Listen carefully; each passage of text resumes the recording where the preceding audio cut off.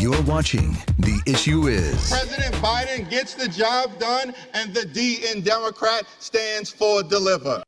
That was Democratic leader Hakeem Jeffries at the start of last Congress. Could he start the next Congress as the Speaker of the House?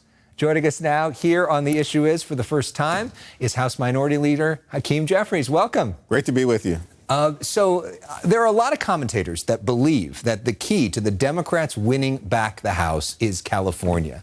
Do you agree with that? Well, California is going to be an incredibly important state. It always has been, particularly under the extraordinary leadership of Speaker Pelosi. But when we look at the numbers, we're 4 seats short of taking back the House. Now, there are 16 seats that Republicans now hold that President Biden won in 2020. 9 of those seats are in New York and California, 4 in New York, 5 in California. And so by the numbers, the opportunities are disproportionately weighted between our 2 states. And that's why California is going to be so incredibly important. So basically, if you win back New York and California, you are the Speaker. And let's talk about it, because what you're really good at is concisely giving the argument. What is, in like 1 or 2 sentences, the biggest difference between a Democratic House and a Republican House? Well, a Democratic House will continue to put people over politics and to fight to make a difference on the issues that matter. Lower costs, better paying jobs, safer communities, defending democracy, and of course, protecting a woman's freedom to make her own reproductive health care decisions.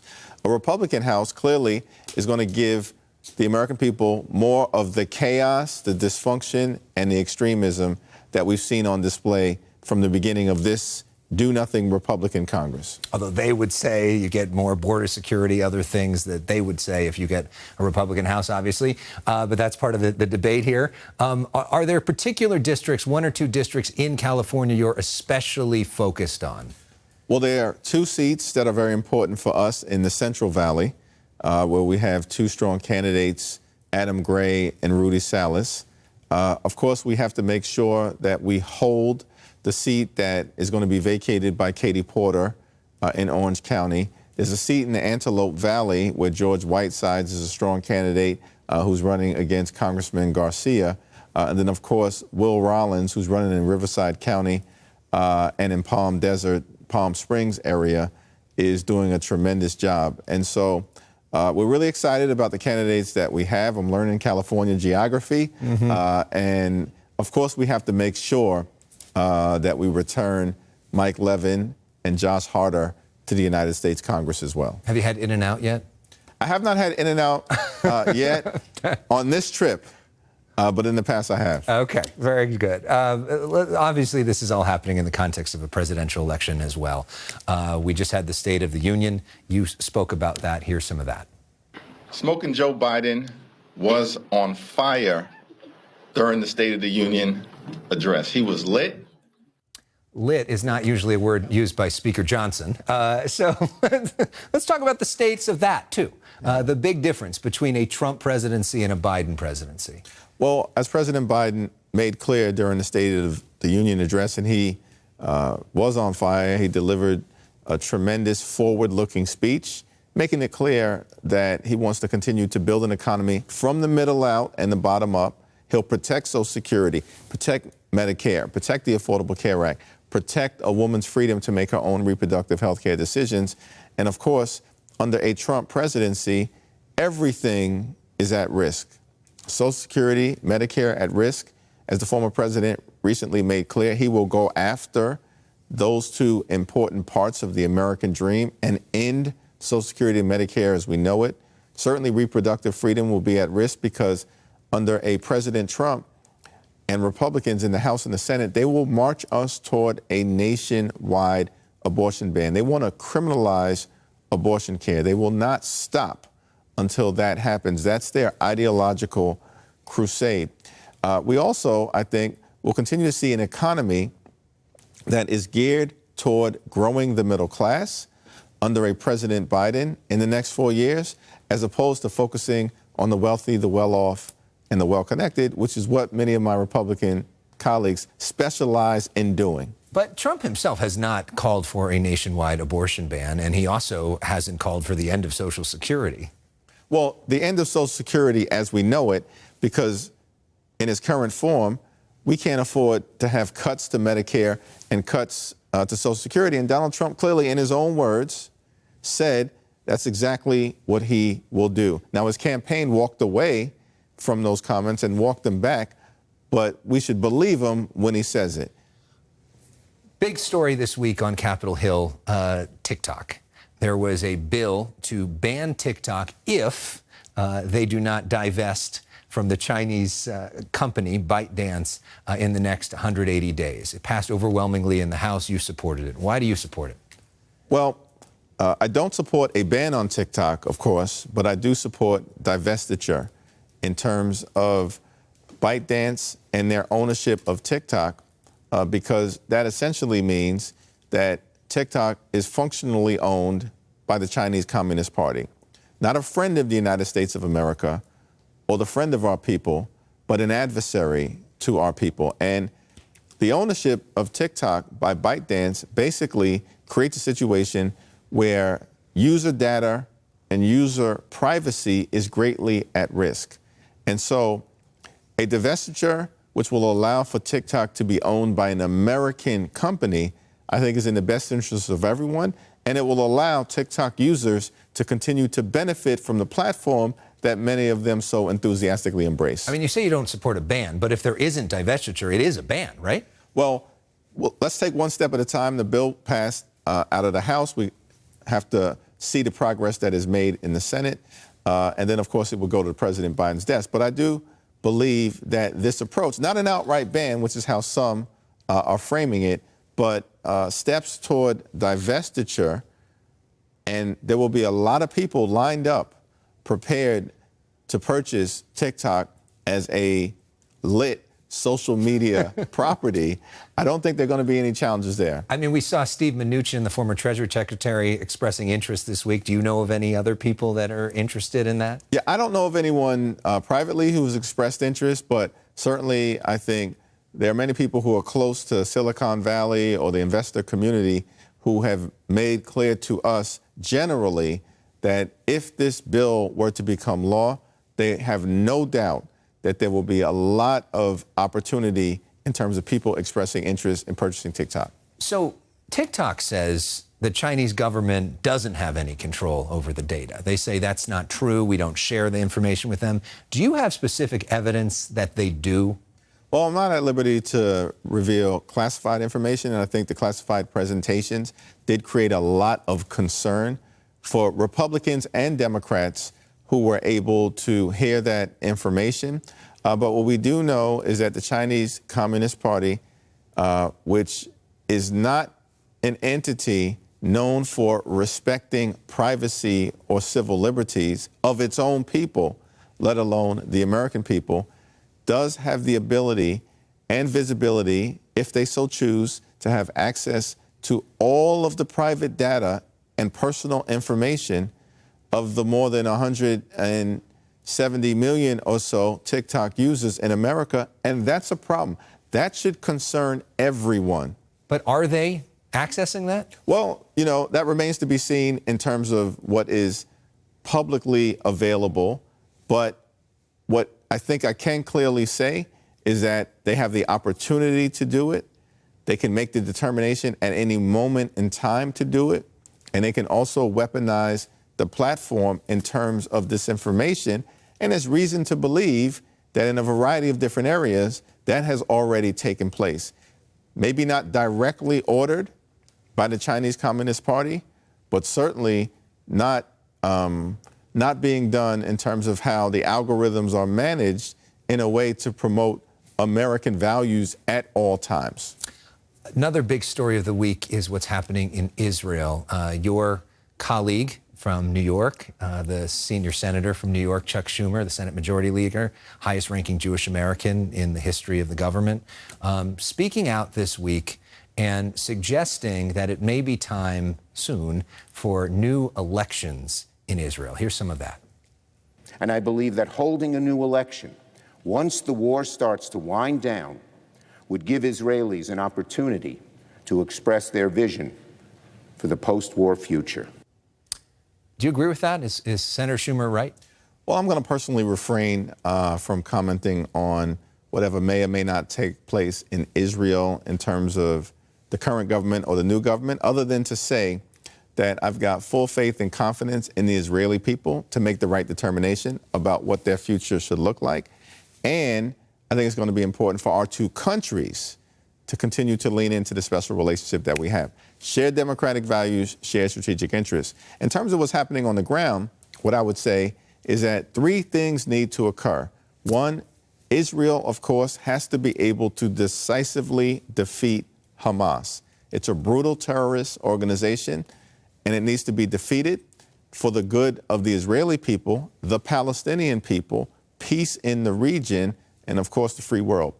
At the same time, we've got to make sure that we are doing everything possible to get the hostages out and to surge humanitarian assistance in so we can help innocent Palestinian civilians who are in harm's way in Gaza through no fault of their own. So you're not ready to go as far as Senator Schumer went? Yeah, my view, and this is just my view, I'm going to keep the focus on what needs to happen in the moment. And in my view, that's defeating Hamas, hostages out, humanitarian assistance in. And also, I think we all do need to be prepared. And first of all, I think it should be clear, there is no one who's been more pro-Israel throughout his entire career than Chuck Schumer. No one. He's got the best interests of the United States and the best interests of our allies all across the world at heart. But my view is that once we can get to the point of the day after, then I think we should be prepared for the reconstruction of Gaza. We should be prepared for partnering with moderate Arab states like Jordan and Egypt, working with Israel and perhaps some of the Gulf states. We should be prepared for what new Palestinian leadership looks like. And we should figure out how do we get a just and lasting peace in place through a two-state solution. Speaker Johnson suggested this week that he may do a standalone bill to fund Israel, potentially with Democratic votes. Would you vote for that? Well, my view continues to be that we have a bipartisan, comprehensive national security bill that came over from the Senate with the support of 70 members of that body, Democrats and Republicans, that should receive an up or down vote on the floor of the House. Because we all know if it does, and this is a bill that provides support for Ukraine, for Israel, for our democratic allies in the Indo-Pacific, and provides humanitarian assistance to civilians in harm's way in theaters of war across the world. If that bill hits the floor, it will pass with at least 300, if not more, votes. That's the clearest path to protecting America's national security interests. And really, in my view, and I say this respectfully, as it relates to the House Republican leadership, that's all that needs to happen. And if that were to occur next week when we get back to Washington, then we can get this done. But if he says, we're not going to do that, but I will give you a standalone bill on Israel and I'll give you a standalone bill on Ukraine, do you support that? Well, we'd have to look at the parameters of what also is included. What do we do with our allies in the Indo-Pacific? What are we going to do about humanitarian assistance? What they've done before is to leave out humanitarian assistance. And we've made clear now, not once, but twice, that's a non-starter. That's a non-starter. We have a leadership place in the world for a reason, and we cannot abandon it.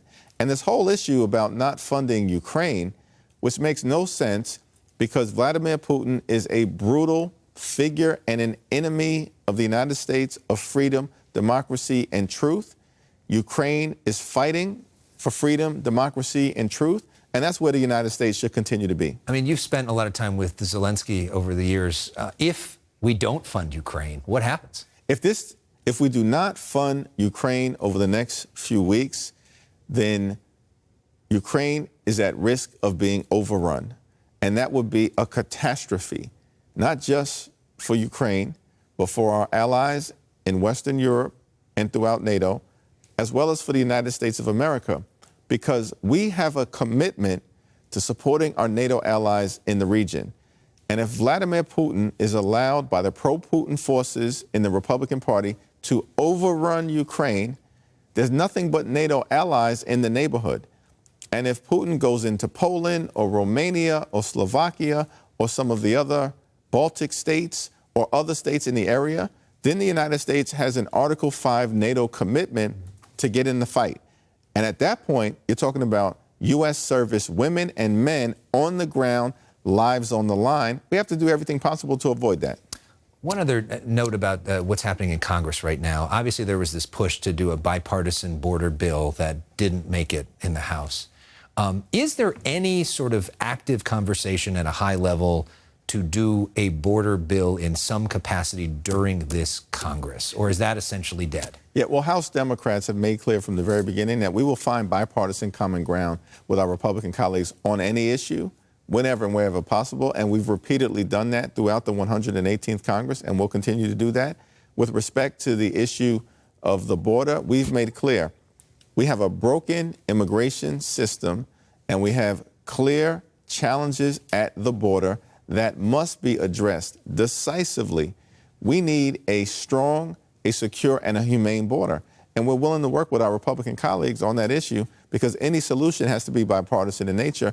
The problem is that Republicans, instead of trying to find the common ground necessary using common sense in order to achieve the common good and work with Democrats in a bipartisan way, they're playing political games because they would rather use the border as a political issue in November than solve the problem right now. So it doesn't sound like there's active negotiations. There are no active negotiations, but our openness remains. Yep. We are ready, willing, and able to get this done. We are speaking with Hakeem Jeffries, the Democratic leader in the House, and this is your first time on the show. And for some people watching, this may be their first, introduction to you.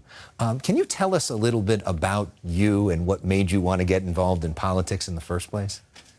I was born in Brooklyn Hospital, raised in Crown Heights, a working-class neighborhood in central Brooklyn. Grew up in the Cornerstone Baptist Church. Kind of came of age in the 80s into the early 90s. In the midst of the crack cocaine epidemic, tough time, in Brooklyn, in many inner city communities across the country. Thankful for, a nurturing family and a nurturing community.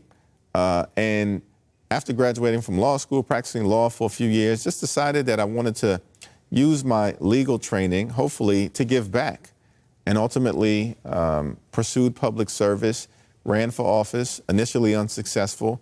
Ultimately got elected to the state assembly, and sort of the rest is history from there. And it's just an honor to be able to serve the public and now the country for such a time as this. And potentially replace Nancy Pelosi as Speaker. What is the most important thing that she taught you about that job? Well, Nancy Pelosi, I think, taught us to be inclusive but decisive, to make sure to involve everyone because, our diversity is our strength, as she consistently has pointed out. But as she has also said, our unity is our power. So at the end of the day, we got to make a decision and decide how to move forward and do it together. It's just an honor, to be able to follow in Nancy Pelosi's incredible footsteps. I mean, Nancy Pelosi, I've said repeatedly, is kind of like the Serena Williams of the House of Representatives. She's the greatest of all time. And is that intimidating then? The spots of going up right after her? I mean, it's not the easiest thing in the world, but we're doing it collectively. You're doing it with your own style. How's your style different? Well, I think from my view is that, everybody matters within the House Democratic Caucus. The progressives, the New Dems, the Blue Dogs, people from California, New York, the Heartland, the South, the Southwest, the Rocky Mountain states, right? We are a gorgeous mosaic within the House Democratic Caucus. And I think I just continue to try to embrace that, to work with everyone. The leadership team is incredible. Pete Aguilar and Ted Lieu, both from Southern California. Of course, Catherine Clark from Massachusetts. And we're all just going to continue to move forward, row together, and put people over politics. Of course, the immediate replacement to Speaker Pelosi was another speaker from California, Kevin McCarthy. Yeah. What was he like behind the scenes? Well, I think we had an open, communicative, forward-looking relationship. Of course, we didn't agree on most issues, but we did agree to disagree without being disagreeable, and that's the same approach that I've tried to take with Mike Johnson. for the good of the country, I think whoever is in these leadership positions, we have to be communicative with each other to figure out where is the opportunity to find common ground, where we're going to have to battle it out, and how do we, I think, continue to try to come together around core issues like democracy and freedom and, embracing patriotism in terms of tackling problems that aren't Democratic issues or Republican issues, they're American issues. How does Johnson maybe differ from McCarthy? Well, I think Johnson is clearly a committed, right-wing, socially conservative Republican. He believes what he believes, and we strongly disagree with each other on a whole host of issues. But he's come into a difficult situation, and I think we've tried to work together as best we can to fund the government. We've avoided a government shutdown now on multiple occasions. We've passed the first 6 of 12 spending bills. We're working on the final 6, which hopefully at some point upon our return to Washington next week, we'll get that done. And then we'll see what other opportunities exist to advance the ball for the American people. You feel good that the government will be funded next week? I'm pretty confident that we will avoid a government shutdown. We'll fund the government, and we'll do it in a manner consistent with our values. I'll talk a little bit more about you. You posted a really beautiful and loving tribute to your father last year on Instagram. And as we get to know you, can you talk to us about the most important lessons he taught you? Well, I think loyalty, love for family, and a quiet dignity and strength were some of the things that I think Dad tried to pass down to my younger brother and myself. He was a substance abuse social worker, spent a lot of time in the community during some difficult, challenging moments, back at home in the heroin explosion of the 70s, the crack cocaine epidemic in the 80s and 90s. He saw a lot, and he really cared for others. And, my mom, who also, was a caseworker, working for the Health and Human Services entities back at home, as well, that community for them was always important, and I think that was something that was passed down to my younger brother and myself. Somebody else you're a big fan of is Notorious B.I.G, and you got a lot of attention when you went on the House floor and said this. It was all a dream. I used to read Word Up magazine. How does the Notorious B.I.G, who is, of course, proud son of Brooklyn, from your district, shape your worldview? Well, that tribute occurred on the 20th anniversary of his passing, which I hadn't fully processed earlier that day on the House floor. And then Stacey Plaskett, a representative from the Virgin Islands, said to me, it's the 20th anniversary of the passing of the Notorious B.I.G. When you go back to your office, put the radio on, they're playing all of his music. So I did that, and I got inspired. Mm-hmm. And I said, you know what? I'm going to go to the House floor. I'm going to deliver a tribute to the Notorious B.I.G. Someone from my staff said, you can't do that. I said, well, check the congressional record. You tell me whether Frank Sinatra, Elvis Presley, and Bruce Springsteen all appropriately have received tributes on the House floor in the past. 45 minutes later, they came back and said, yes, all 3 have, multiple times. I said, good. The Notorious B.I.G. is getting ready to get a tribute as well. Yeah, but what has you learned from his music? What does he mean to you? Well, I'm a proud son of Brooklyn, as you said. Grew up a few blocks from where I live right now. I'm proud to represent the neighborhood where he is from. Proud to know his mom. And, I think one of my favorite songs that he's written is something called Sky's the Limit. And it talks about the journey of where he came from, incredibly humble beginnings, and where he was able to end up, as an international hip-hop artist, the work ethic, the heart, the soul that it takes. And also, I think it, in his own way, is reflective of what the American dream represents, which is opportunity. Work hard, and you can go places that in other parts of the world you would never imagine you can get to or could not get to. Yeah. If you know, you know. If you don't know, now you know. After that. So we do a game to wrap things up called Personal Issues. This is 30 seconds, cultural favorites, First thing that comes to mind to get to know you a little bit better. All right, we ready? Here we go. What's your favorite TV show? Game of Thrones. Favorite movie? L.A. Confidential. Favorite sports team? Knicks. Favorite athlete? Reggie Jackson. Favorite way to relax? Go to the movies with family. What is your favorite rap lyric of all time?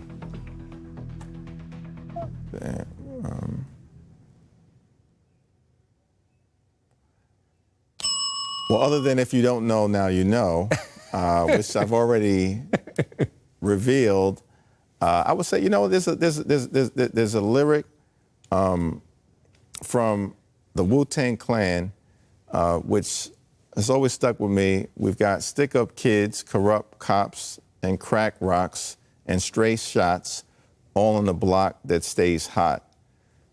But leave it up to me, and I'll be living truth, to kick the truth to the young black youth. Shorty's wondering why I'm smoking cess, drinking beer, and ain't trying to hear what I'm kicking in his ear. Neglected for now, but yo, it's got to be accepted that life is hectic. And I always thought that was just such a powerful encapsulation of like tough inner city life, and also the hope that, you know, you can pass along the roughness of the journey to someone young.